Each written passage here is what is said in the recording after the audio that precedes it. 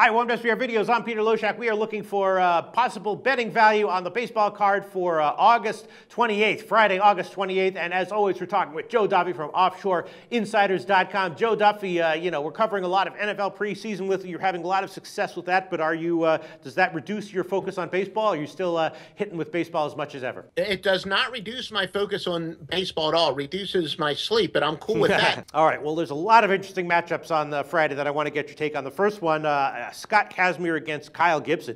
Kyle Gibson's kind of like the anti-Clayton Kershaw, right? He's been awful since the All-Star break, getting crushed. Minnesota, though, is still 3-4 in those games, so it doesn't mean that they've been losing every time out. And then Scott Kazmir was, coming back down to earth a little bit. Then in his last start, though, against the Dodgers, pitched a lot better. If Kazmir is going to give another, 6 or 7 inning excellent start, and Gibson's going to get hit as he has gotten hit since the All-Star break, Houston's a great play. Do you think those two things are likely to happen? Yes. Kyle Gibson's been terrible, 6.35 ERA in the month of August. We talked about Kazmir where he, had a ridiculous month of July, and there was kind of that inevitable letdown, a little bit of the bubble burst, but it's not something that was going to last all that long. So he's kind of, crested to his level. He's a stud pitcher, big pitching advantage for Houston, no question. All right, then two guys who set up for possibly an obvious under, unless, the total is too low, is Michael Wacha and Mike Leakey in St. Louis at San Francisco. I'm guessing this total will be 6.5, which is a little bit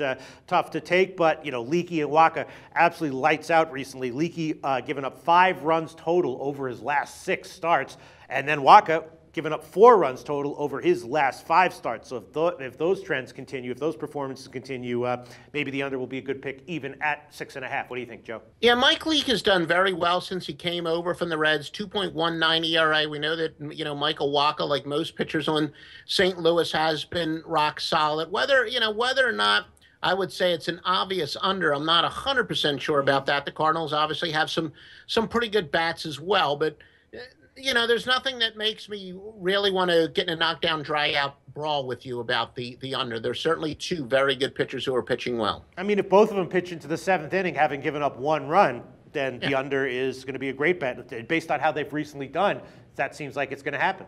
Leake had he missed quite a few games because of a hamstring injury. So whether or not he's quite the caliber of, one of the elite pitchers in Major League Baseball, I'm not so sure. I would think of the 2 pitchers, he would be the most likely to get slapped around a little bit. All right, then in the Yankees and Atlanta series, the Yankees are facing 2 struggling pitchers on Friday and Saturday. I'm going to ask about both of them. The first one, Williams Perez on Friday. Just look at the game log for him.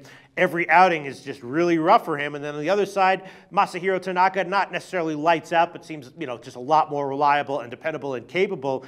I mean, is there any reason to expect Perez not to get crushed again here against the Yankees? Perez has definitely struggled, and it's not like he's going to get very much run support. So in the case of Perez, you may only need to get a few runs anyway. And Tanaka, he's pitched very well in interleague, 6 career interleague games. He's got a 1.66 ERA. So we agree, a big pitching advantage for the Bronx Bombers. So, and the line, because the Yankees are on the road, shouldn't be too high. It might be like 150 or 160 or so. But do you think the Yankees will be a side with value there? Probably. I mean, that's about what the line should be. And like I said, it's a big pitching advantage, and it's not like the Braves' offense is likely to explode. And then the rematch between Taijuan Walker and John Danks. The first time out in Seattle, both got hit hard. The game went way over. Here they're going to be at the White Sox. Do we expect roughly the same here from both of them? Danks has been a lot better at home this year, though. Are those splits meaningful for Danks? I'm not exactly sure.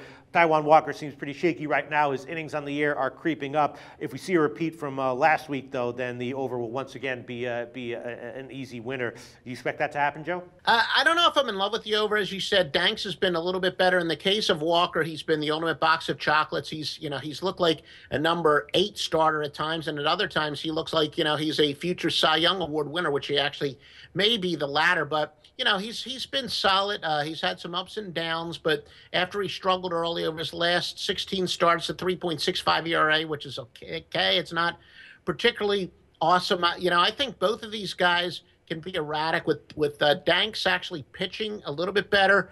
There could be some value there because, Walker, because he's had some stretches and he's a highly touted young pitcher. I think people love to fall in love with him before he's really proven enough on the field. And I think there could be some value with Danks, but I'm not, really in love with the total either way. Okay, so you don't expect both of them to roughly get hit again as they did in their last start? Not necessarily. With Danks pitching better and with Walker capable of pitching a doozy, I would say no, that's not a given. All right, and the last thing I want to ask you about Cole Hamels, right? He starts at home for Texas against Baltimore.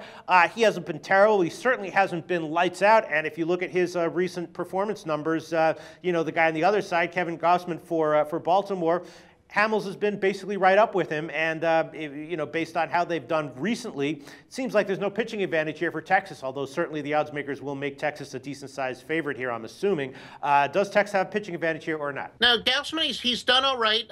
He hasn't gotten much run support, just one win in his last 7 games with a respectable 3.88 ERA, but Cole Hamels is one of those guys that kind of had him singled out. I think he's a little bit overvalued.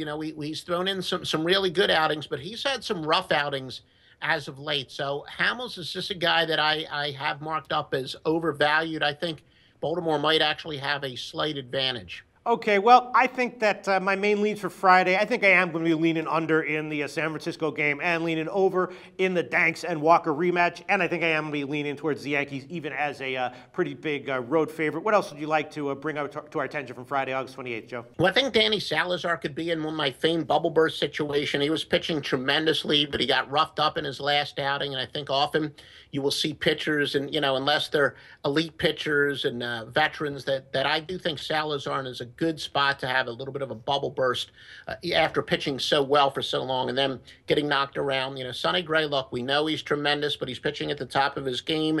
1.93 ERA, 188 batting average against over his last 8 starts, and the Pirates have won each of Lariano's last 10 starts, so they've been very successful with him.